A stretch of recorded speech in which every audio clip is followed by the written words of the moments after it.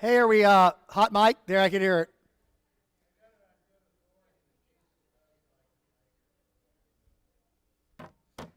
I'm pro.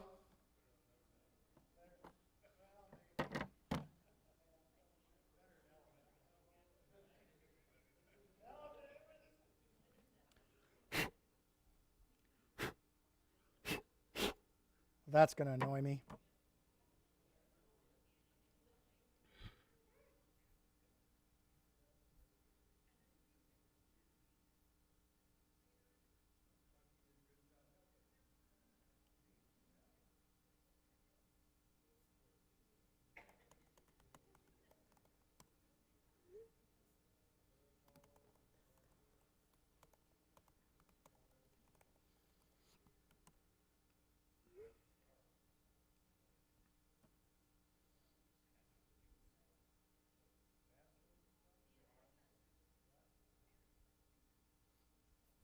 All right.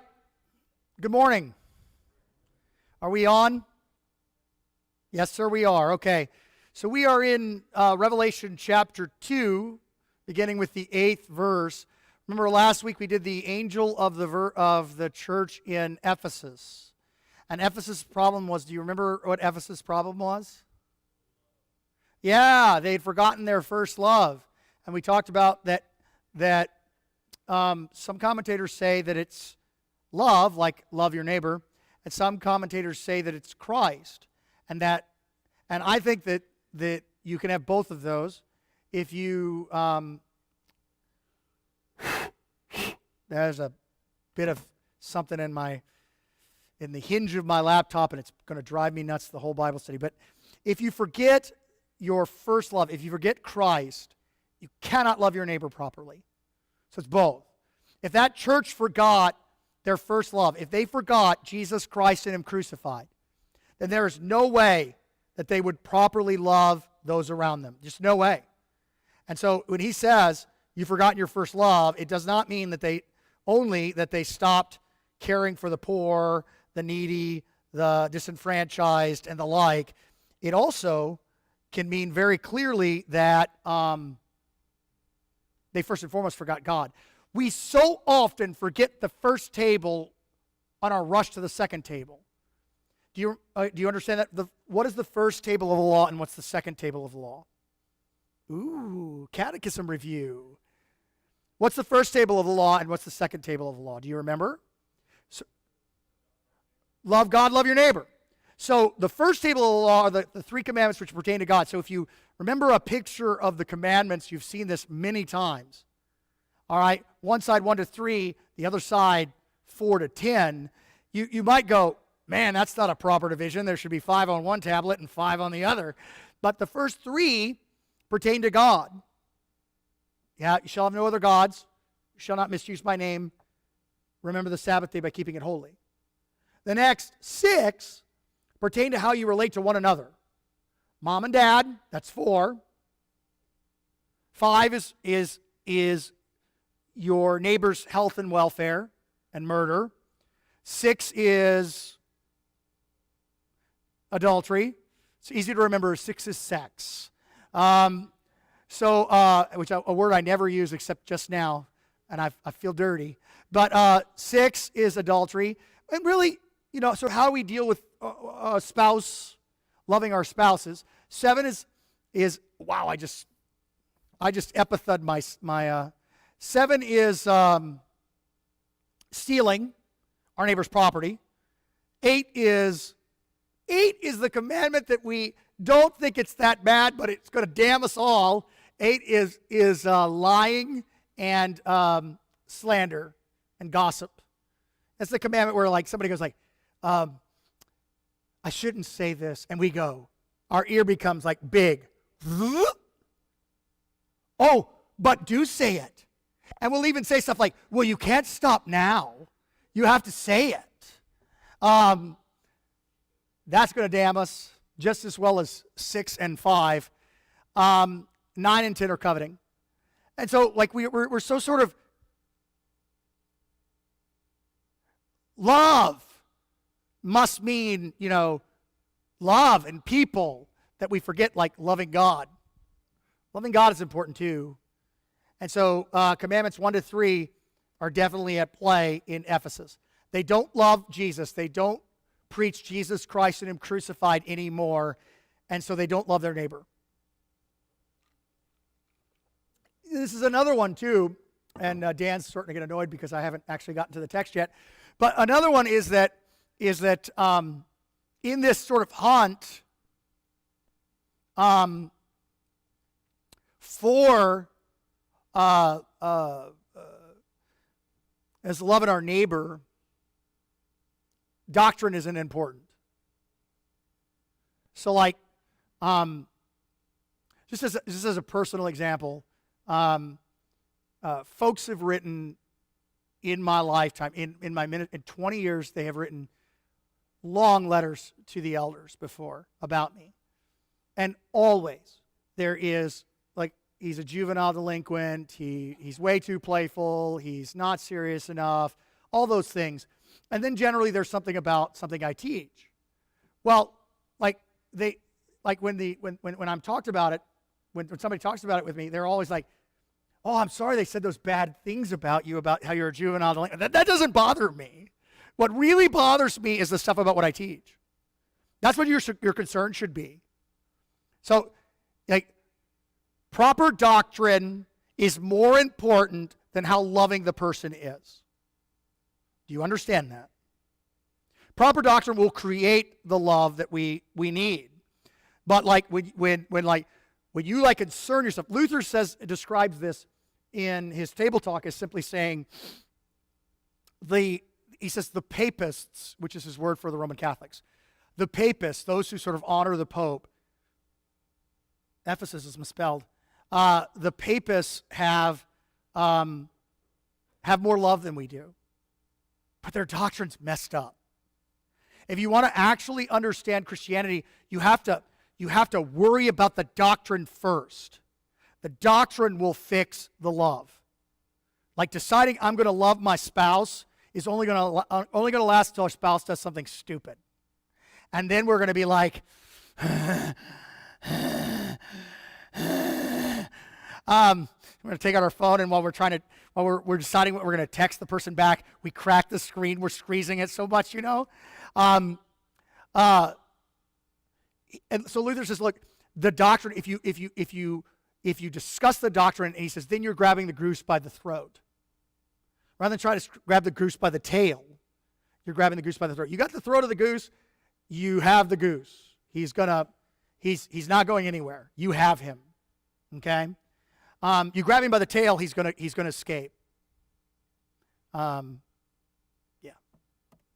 Reminds me of. Never mind. So be concerned with the doctrine first. Before you're concerned with the life of the person, be concerned with what they believe. Because the law, which tells you what sins you have, is powerless to make you a better person.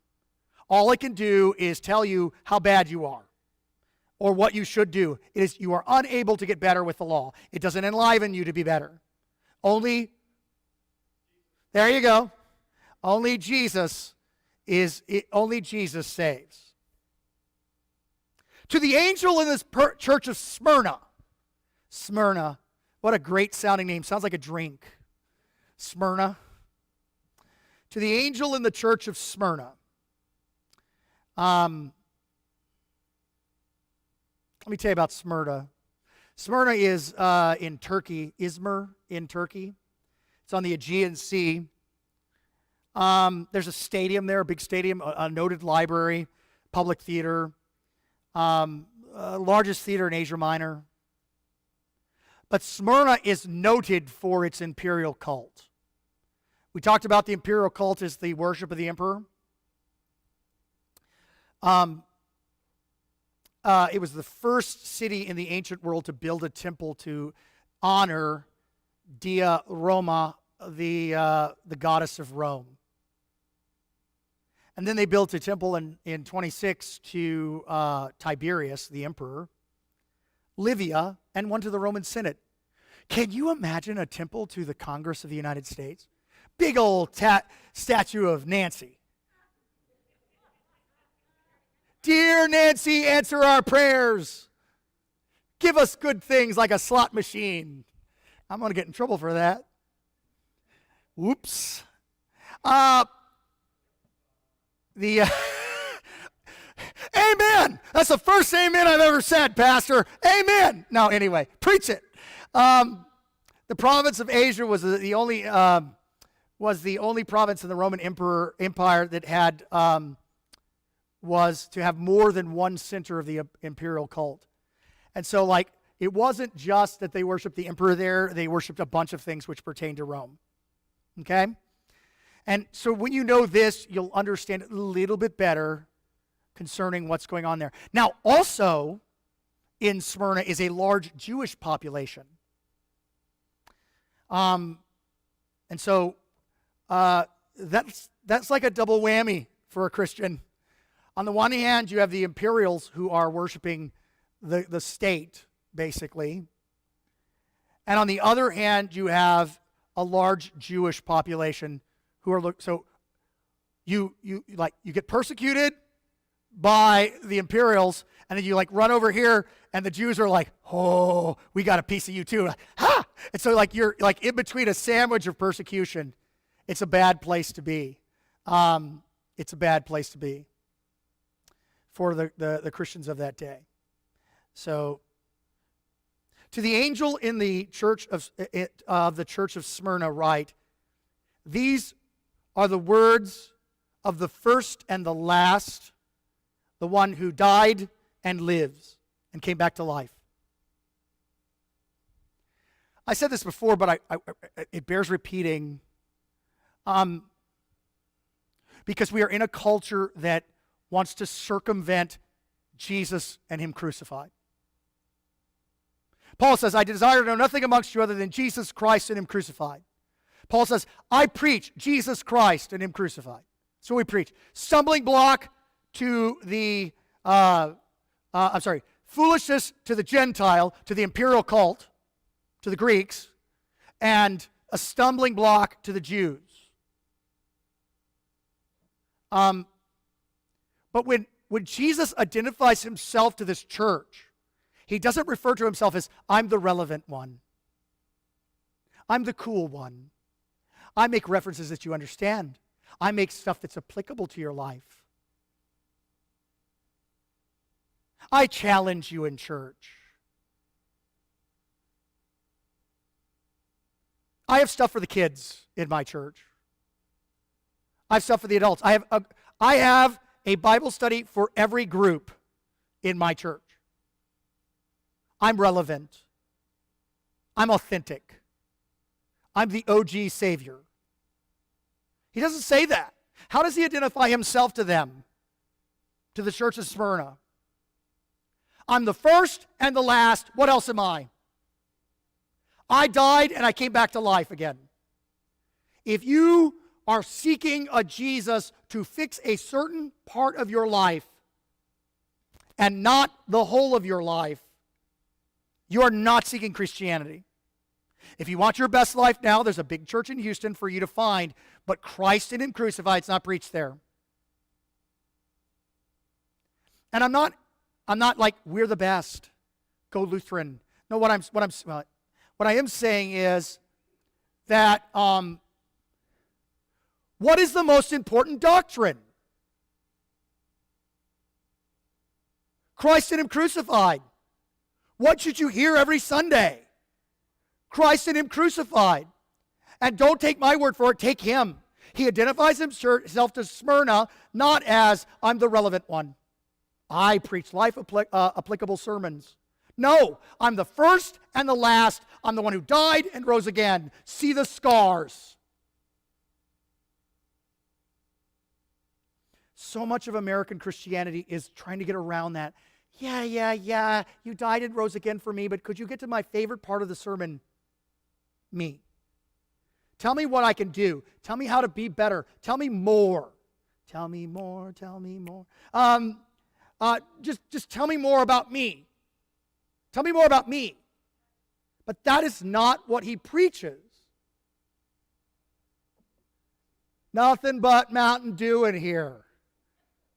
Don't even. It's been a long week, but it hasn't been that long.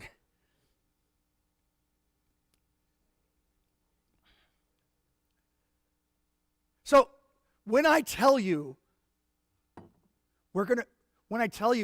Immanuel is going to be about the comfort of troubled consciences, that is not because I don't want to engage what's going on in your world. I do want to engage what's going on in your world. But what do I want to engage your world with? The one who died and came back to life. I don't even need to read my laptop. There's a teleprompter right there for me. Don't miss that. Don't get past that. Don't be like, oh, yeah. Same old story. We come to church every week and we hear about how Christ died for us and rose again for us, and we never get past that. Well, let me tell you who never gets past that. There it is. He never gets past that he died and rose again for you. When he looks down, he sees it. The scars. When your sins, when the devil comes and accuses you, let me tell you about, I'm going to pick on Ryan. Let me tell you about Ryan. Let me tell you about Ryan's sin. Let me tell you about Ryan's life. Let me tell you about Ryan as a kid. You know what Jesus does? He holds his hand up to the Father. He says, you want to see the devil's talk? Why don't you look through here? Look through there. Look through my wrist. Or my hand, depending on where you believe the nails were driven. Oida su. I know your tribulations, your affliction, and that's the word for poverty. Does he know what's going on with you? That was the main part of the sermon, wasn't it? I hope. He is not way up there and you're down here. What was that 90s song I love to? It's so singably, wonderfully singable, but so theologically disaster. What if God were one of us? And you can just imagine me driving along singing it going, He was one of us. Just a slob like one of us. I know your tribulation and your poverty, so I know what's going on with you. I can see it through my scars. You're poor, but what else about you? You're rich. Oh, Barbie's here. I'm going to call on you, Sue, for study Bible help. You gotcha. Good. So, I tell this to Thomas all the time, and he always sort of disagrees with us. We have this ongoing discussion. He'll say something like he wants something. I'm like, we can't do that. We're poor. And he's like, but we're not poor, Dad. I'm like, yeah, we are.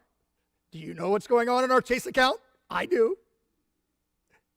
But in actuality, what else are we? But if he ever said to me, but Dad, we're rich in Jesus, I would give him whatever he wanted. I know your tribulation. I know your tribulation. I know your poverty. But you're rich. You're rich in forgiveness. You're rich in love. You're rich in mercy. You're rich in the Lord's gifts. I also know the blasphemies of those who say they are Jews but are not, but are the synagogon to Satana. You don't even know Greek, and you can translate that for me. What does he just call them? The synagogue of Satan.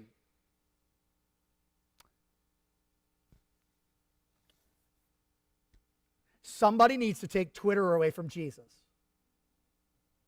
because Jesus just got a little real there. What is he called? So remember I told you, the Christians in Smyrna have the imperial cult on one side, and what do they have on the other? The Jews. And slander is weak. You'll see there's a what is that called? There's a note there that this could be translated blasphemy, because it is blasphemy. You say that you're the people of God, but you're not.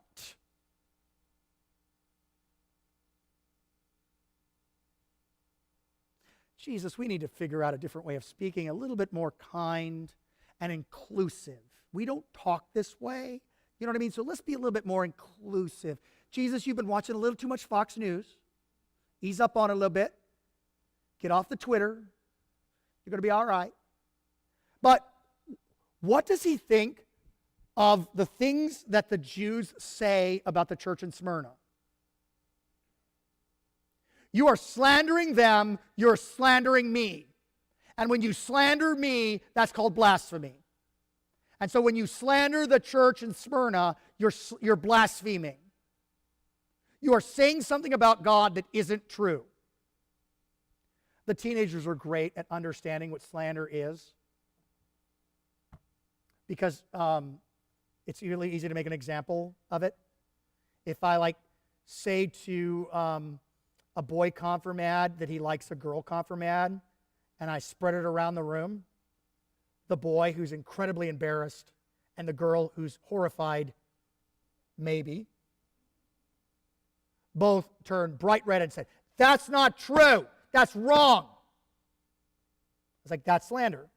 Somebody says something bad about you that isn't true. That's a sin.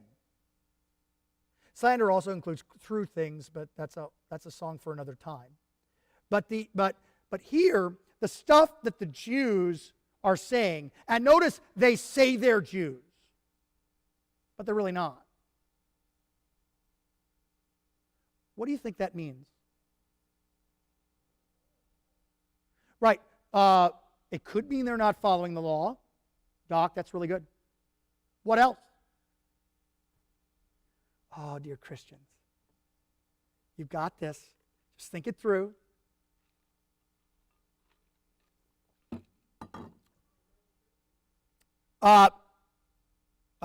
Well, hold up. You're on it. I think you're there. We are the children of God. No, you're not. Yes, we are. Do you believe in Jesus? No. No, you're not children of God then. It's because they're not Christian. You follow me? You're on the right track. They say, hey, we're the children of God. You need to listen to us. Abraham, Isaac, Jacob. Well, do you believe that God has sent his son? Well, no. Then you're not children of God. But we're born children of God. Not children of God. So they say they're Jews. They're not. Who are they actually working for? Well, who could they be working for? Who could it be? Who could it be? Could it be Satan? Barbie, thank you. The blank stares. I got a little scared that nobody watched Saturday Night Live in the 1980s, but you rescued me. Yes, that was before it was political. Although I do like the Trump impersonation. I like the Biden impersonation done by Woody Harrelson. That makes me laugh. Okay, so what makes a synagogue of Satan a synagogue of Satan?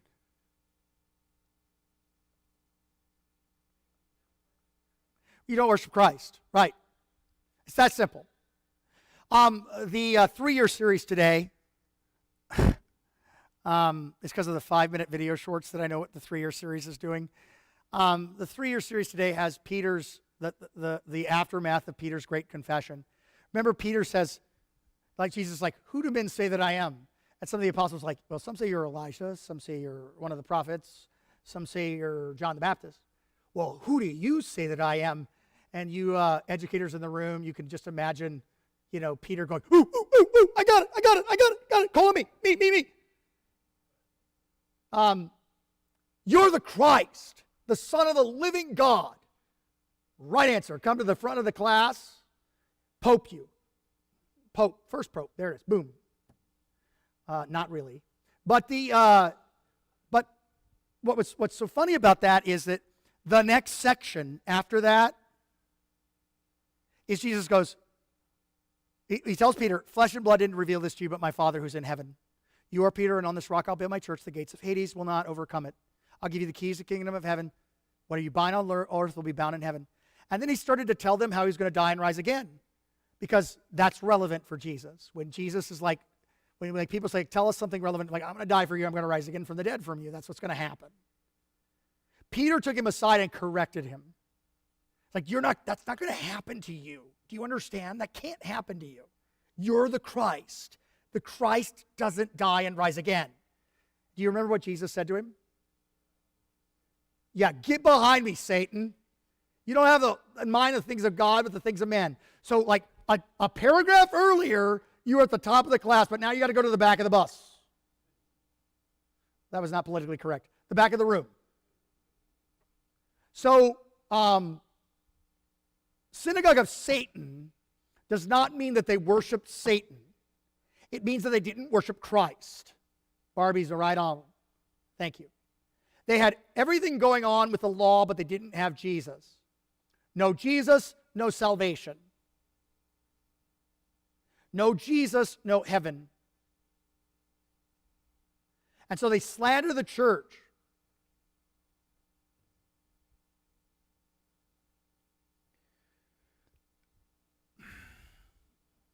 Don't fear what you're about to suffer.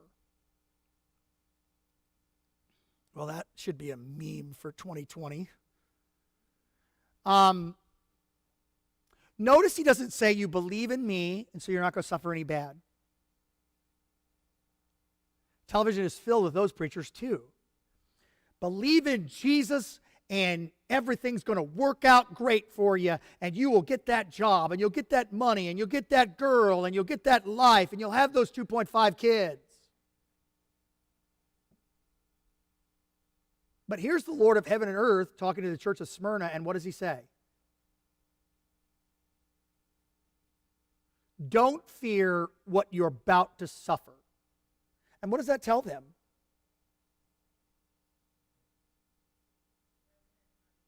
Yeah, you're about to suffer.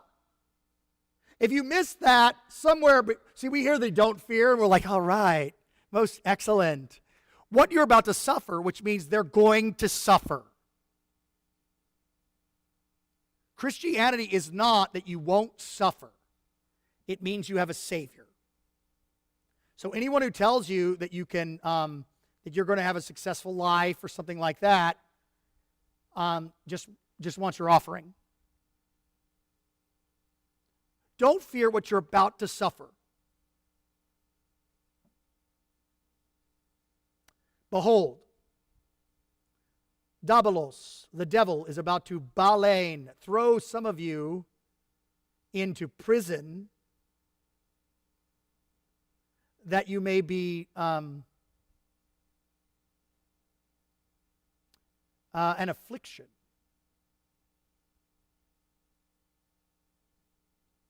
For 10 days, so that you might be tested.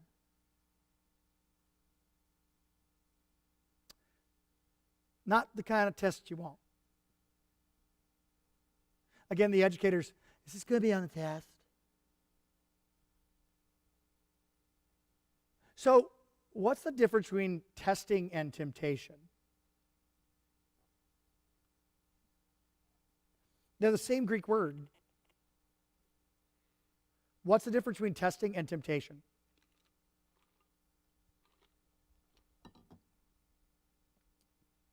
Don't everyone answer at the same time.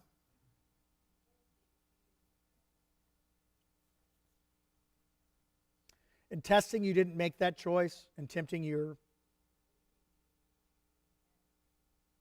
Interesting. In tempting, you have a choice. I'm gonna process that a little bit. That's heavy duty. I need to process that a little bit. What else? That doesn't mean it's wrong. It just means I haven't considered it that way.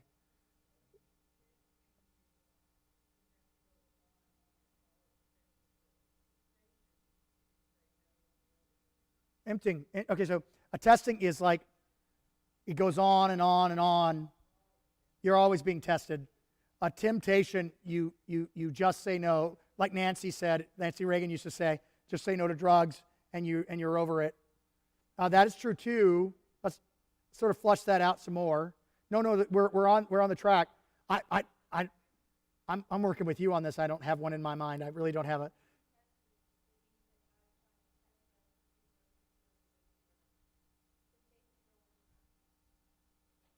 So it really is who's doing it. God doesn't tempt you to do evil. The devil tempts you to do evil. Your sinful flesh tempts you to do evil. God tests to refine your faith, to bring you along, to make you a stronger person. Have you ever been through something and were stronger afterwards? Does that make sense to you?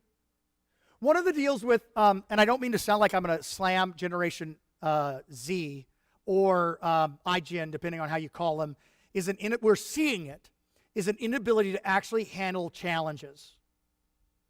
Like the educator sits up. Oh, I didn't know that. I wasn't going to answer the difference between tempting and testing, but IGN, I work with those every day.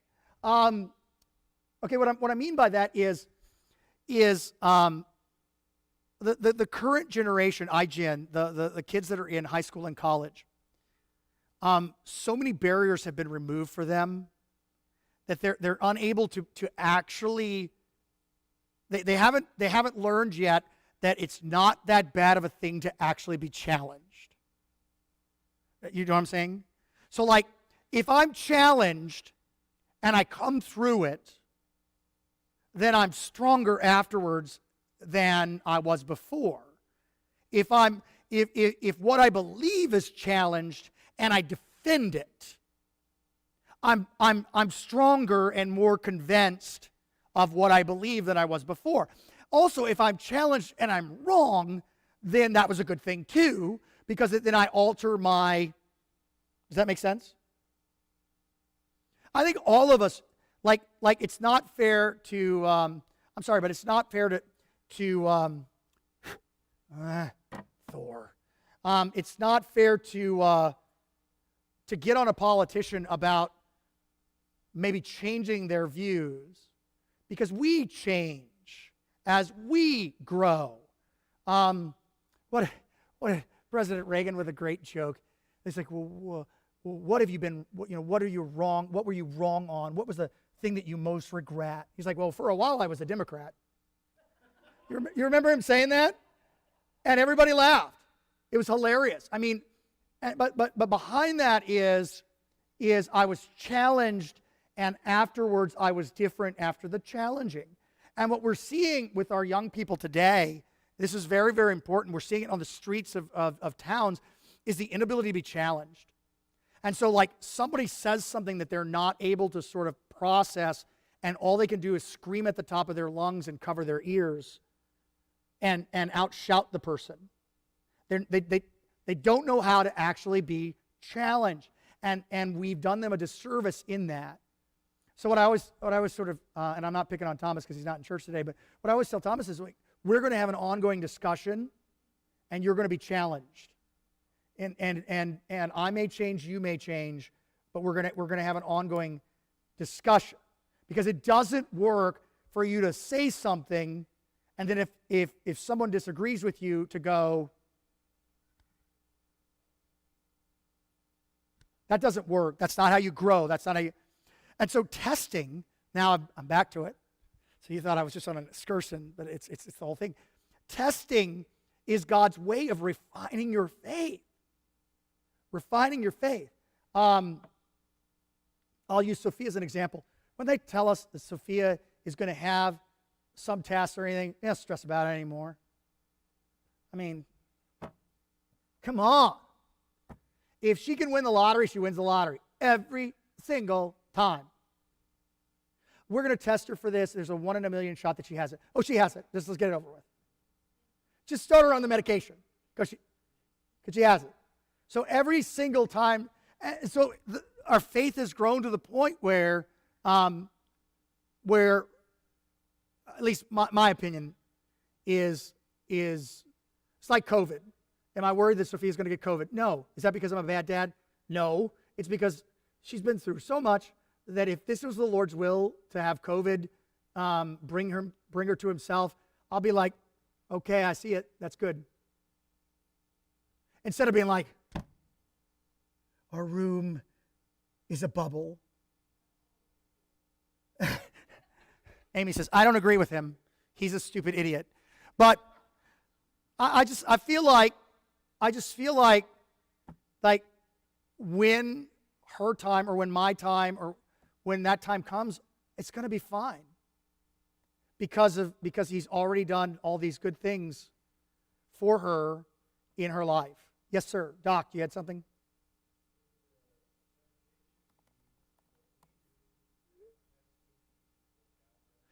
Right, it's who's running the verb. You got it. So temptation involves the devil, the world, our sinful flesh, us, wanting to do something that we shouldn't do, or being tempted to do something we shouldn't do. Testing involves God giving you something that you don't want in order to bring you to the other side.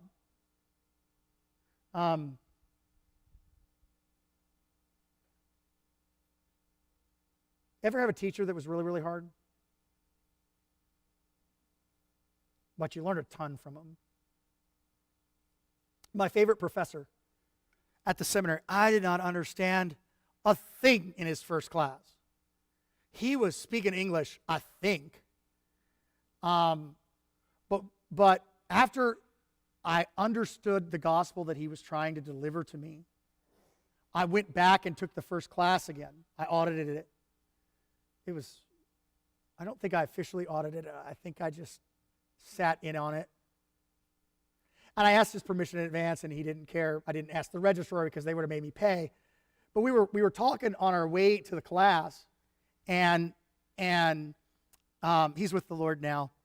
And he's sort of walking along, and he's talking to me, and I'm talking to him. And I was a fourth year.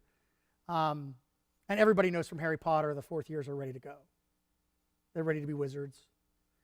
And so I'm walking with him and talking. He stops before he goes into the door, and he goes, "It's now," I remember it. "Oh, it's now time to separate the wheat from the chaff." And he goes in, and it was gibberish. And I remember thinking, I understand everything you're talking about because I've taken you 6 times. And not the same class 6 times. That was high school. No, but, and then the next class, the class had 25 kids in it, sim students. The next class had 10. But those folks were committed. Or needed to be committed, one of the. But either way, the testing. But I learned more from him than I learned from any other professor there. Just like I learned more from Sophia's testing than I learned from anything I learned at seminary. So, don't fear what you're about to suffer. Behold, the devil is about to throw some of you into prison that you may be tested. So the devil's doing it, but God's testing. Isn't that interesting? What do you learn from that about Satan?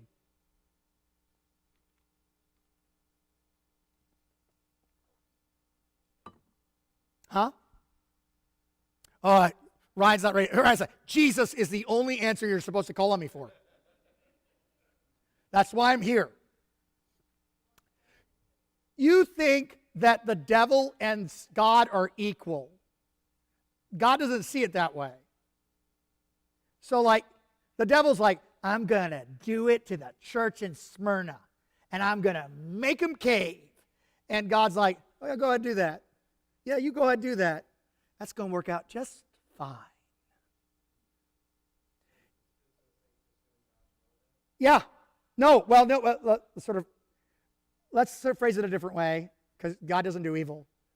The evil that the devil does turns out for good for his church. Does that make sense? Look at Job. I mean, that's a strange guy. I'm gonna wreck Job's world. Ain't gonna happen. Well, you're gonna let me. Go ahead. And he goes and he wrecks Job's world and comes back. He's like, you see? Wait, he hasn't caved. Well, it's because you didn't let me totally wreck his world. Go ahead. And he goes and totally wrecks his world. It's like Job had a 2020, all in a week. You know, he got sick, he lost his family, his kids. Well, like the messenger, one after another comes. Your son died. your daughter died, one after another. And at the end, Job is totally in the faith. The devil, while he's doing all his things against God, is actually going to help God in the end. That's how I want to make sure that I don't get a really long letter. God can't do evil. He turns evil into good. Does that make sense? Does that make sense? Does that make sense? So even when the devil's doing his worst stuff against God, God's like, this is going to turn out just fine. You go ahead and do this. And so he tells the church in Smyrna, don't fear what you're about to suffer. Don't you despair about this. Satan's going to throw you into prison. You're going to be tested. Okay, so for 10 days, you will have tribulation. We need to sort of get the 10 down. Does that mean that they were only tested for 10 days? That sounds like how long it takes you to get a COVID test back. What does that mean, the 10 days? This is used in Daniel as well and in other books. 10 is a generic unit of time. Depending on how many zeros is after the 1 is how much time there is. 10 is a short time. 100 is a longer time. 1,000 is a long time. So when you have Jesus say a millennium, you shouldn't go, it's starting. See you in 1,000 years. He's just saying, that's going to be a long time. And so when you have 144,000 later on, just do the math. 12 and 12. What are the 12s? What is a 12? We had 12 being a church number last week. 12 reminds us of what? Apostles and tribes. So Old Testament church, New Testament church, and there are 3 zeros after it for all time. Run the JW out of your house. Don't even let them into your house. When there are only 144,000 saved, that's not true. The whole Old Testament church is saved. The whole New Testament church is saved for all time. 10 days, short time. And you can argue with Jesus how long a short time is.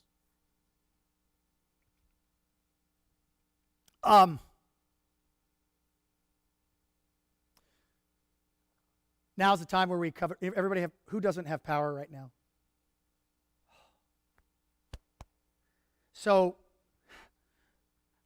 I go home on Thursday. Was it Thursday the hurricane hit? It's just a lifetime ago. I missed a communion visit. I felt so terrible because I didn't realize it was Friday. The person said, they called and said, we're going to our kid's house. You can't come to bring us communion today. I was like, I'm so sorry. Today's Friday? I lost it in the hurricane. But Thursday night, Thor and I were here all day. And I went home, and so Amy was running through the universe of what no power for an extended amount of time meant. And I was just praying. So I just kept saying the same thing. The Lord's going to turn the power on. It's going to be fine. And she was not that way. She was planning. How's this going to happen? I got to work 9 hours tomorrow. I'm like, well, maybe we should send your mom south to Homa. She came here to avoid the hurricane. Maybe we should send the kid back with her. It's just sort of counterintuitive, but makes sense. And, but all of these things but Sophia won't go if I don't go, and Sophia won't act right if I don't, it was sort of mom stuff. And so I was just like, well, I'm going to take a shower. It was a cold shower because the apartment has electrical, you know what I mean? It was the coldest shower I've ever taken. Like the first minute of the shower, I got this text from the electric company, you got it too, that the power wasn't going to be on for a week, September 2nd. And I like, the waterproof phone, I'm like drying off the thing going, that cannot be right. September 2nd. So I copied it and I sent it to the family while I'm in the shower. And I hear the Cajun. September 2nd? That's a week. Do they not, did the math not going on with them? Do they not know what the date is? Did it a week? What kind of, and so like, it was a knock on the bathroom door. And I'm like, in the shower. I seen all them parts. What the heck? You know, she's just going. And so I'm talking to the universe. What? All right. I kept just saying the positive things that were going to go on. You know what I mean? Like, look, you know, we're going to get this down and it's going to work out, and that's probably just an estimate. And, you know, I'm done with the shower. I'm still in the dark, you know. I'm done with the shower, like, and I'm still talking through the door, you know, using the pastor loud voice, you know. And it's okay because, you know, the boys, it'd be a good gift for them to not have internet for a week. Heck, that's all of us. You know what I mean? To sort of appreciate the universe that's going on. And by the end of it, I was convinced that it was going to be okay. You know, that it was a week, you know. And so I step out of the bathroom and you have to sort of have you ever sort of not noticed something because it's always there? So I step outside the bathroom, the lights are on, and I don't notice them. And I'm still saying, you know, it's going to be okay if the lights are off. It's going to be a gift. We're going to be all right. Dummy, look around you. I was like, oh, the lights are on. That's a 10. Okay? That's a short time.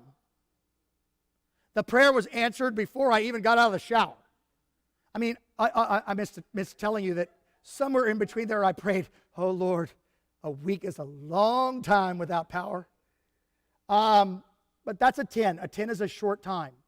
A 10 is a short time. A 10 is not a long time. So they're gonna suffer 10 days. Be faithful unto death, and I will give you a crown of life. Crown of life. Tell me about a crown. What's a crown? Who gets a crown? Royalty? I'm sorry? COVID. Jesus. The victor's crown, they used to be given, if you won in the Olympics, they used to be given a crown. Girls, young girls like tiaras. You know what I mean? A crown is sort of victorious. It's royalty. It's all of that. It's all of that.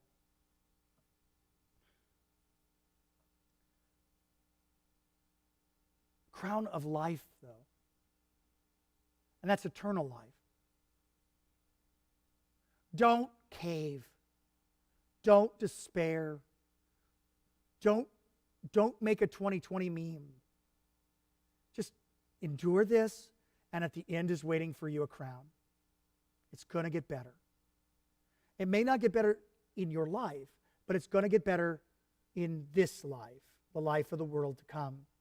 And if you sort of think it through in the sense that, if you sort of think it through that by faith the other life is real, then it's already real now. It's like Jesus is not just king of the universe in heaven. He's king of the universe today. The stuff that you hear in church isn't just heaven. It's going to be true now by faith. Now by faith, later no need of faith because you'll see it. Be faithful unto death, and I will give you a crown of life. By the way, be faithful unto death means what about their tribulation? Sorry? Be faithful unto death means what about their tribulation? You might die. Don't miss the things he says, because again, there's one of those where we hear him say, be faithful unto death and I will give you a crown of life. And we're like, he's going to give us a crown of life. And we miss the other part, which is what? You might die. It's so important for you to not miss these things. Every word that Jesus speaks is meant. That's why we go so slow. Not just because I like to tell stories, but because I want you to catch every word. So someday you might come to me and go, my life is just awful, and it's this and it's that. And it's like, and I might look at you and go, well, the most that's going to happen to you is you die. And you'll look at me and go, and if things work out, you'll be like, never mind, I'm going to go talk to the associate. And I'll be like, let me walk you over there.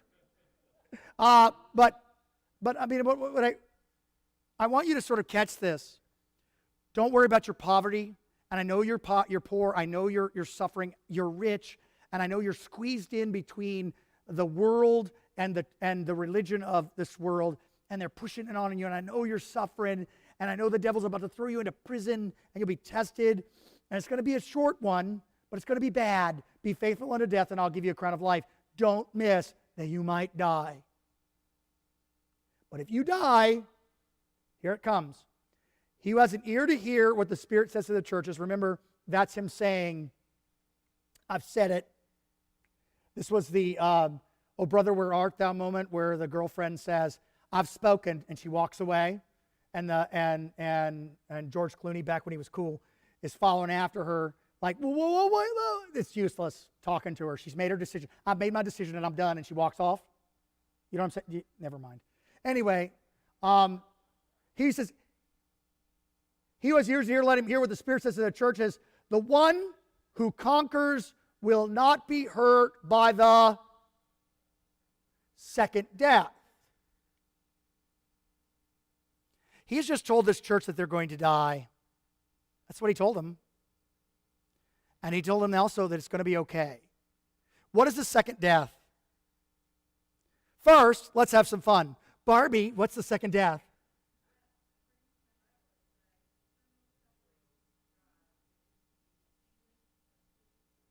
So, the second death, according to the Concordia Study Bible, is the eternal separation from God, which we would always normally call what?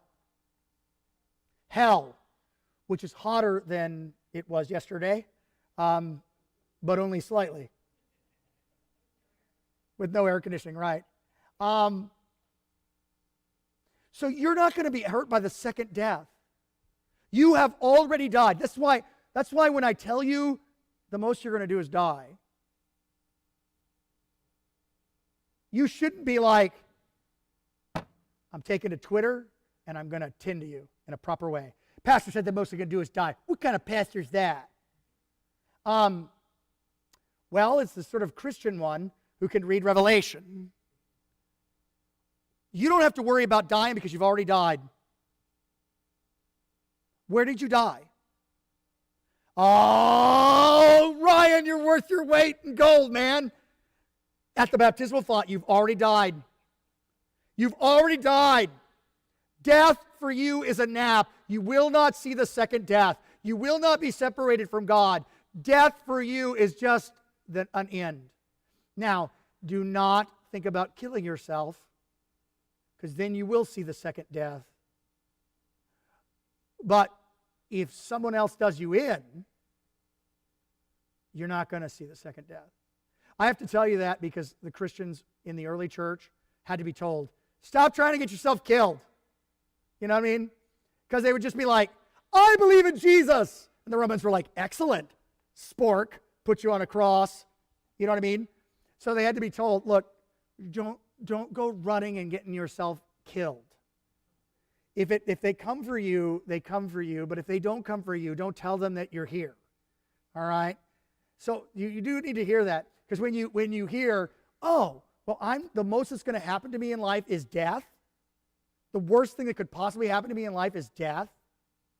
I don't care what the TV show says. There's something worse than death. No. Clint Eastwood with a magnum isn't worse than death.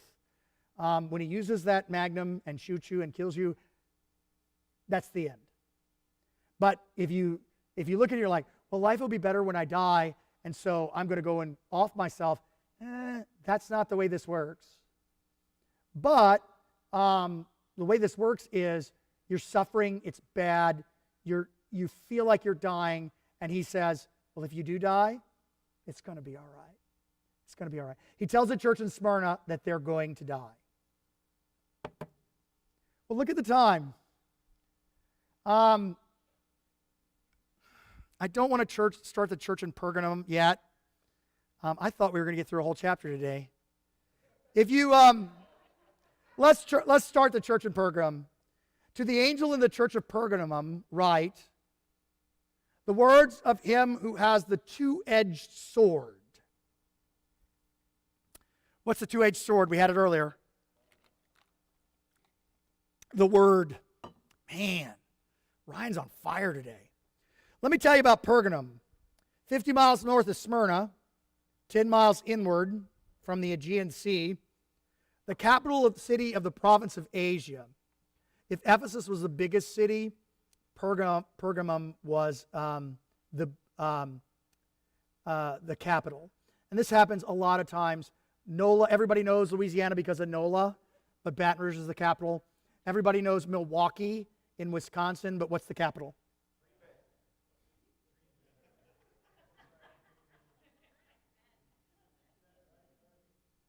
Madison is the capital.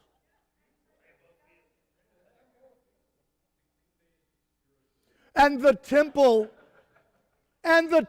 is Lambeau. Goodness.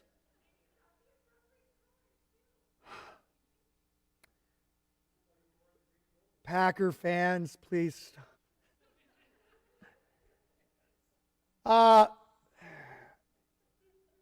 thought when I left Illinois, the Packer fans, had left them, but I didn't. They did the same jokes there too. I see that you're wearing your colors today representing in the Trinity season, but there the Bears fans would just boo them. You could hear the growl of all the Bears fans.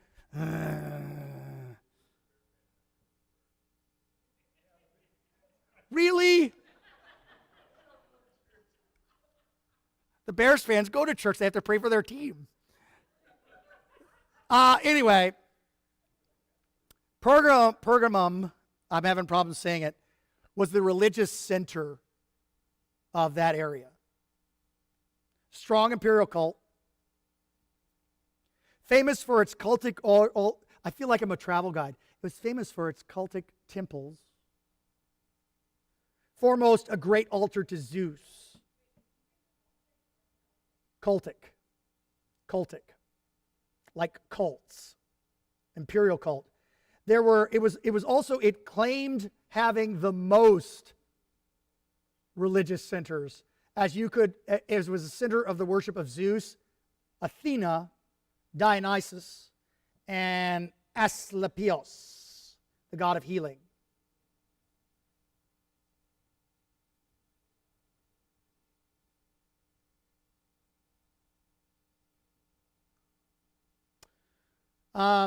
It's famous for the School of Medicine. Did you go there? Doc, did you go there? Did you go there? Okay. Not the capital of Wisconsin. So you can imagine that this was a problem for the early church. Like, oh, we are sophisticated. We are the center of most of the churches. By the way, in the early church, after the church was legalized, as is often the case, I think we made mention of this while we were having a conversation. You take on the things that persecuted you. And so what happened in the early church is that the Christians began to denote the fame of cities based on what apostles went there or died there. And so that became the big fight with, different cities having different apostles as their fame, with Rome being the one that claimed the biggest. Who did Rome claim they had? Peter and Paul. Can you beat that? No, you can't. Head of the table. All right? That's all great. It's great that you're worried about John and Bartholomew. Who the heck is Matthias? Whatever. We have Paul and we have Peter. Anyway. So you can imagine that in this center there was going to be a problem. I know where you dwell, where Satan's throne is. Wow. Not just Satan's hanging out there. He's got a temple and a throne there. Now, he threw Satan into Smyrna, remember? What did he say about Satan in Smyrna? They say they're Jews, but really they're the synagogue of Satan. Here, he says, Satan set up a throne there, not Jewish, pagan. Because again, Satan is at work in anything which is anti-Jesus. That make sense? You don't look for Satan in somebody who's got Gothic symbols and they're like, ah. Like I play the CD backwards and it says kill people. Don't look for Satan there. Look for Satan in any religion which is spreading even good, but Christ is not the center. Okay? If you learn anything from today, any religion in which Christ and Him crucified is not the center is a place where Satan is setting up shop. Dr. Luther says wherever the church is, there Satan builds a chapel next door. And I was, he shouldn't talk about Cain's like that. I know, I'm almost done. He has to go somewhere to...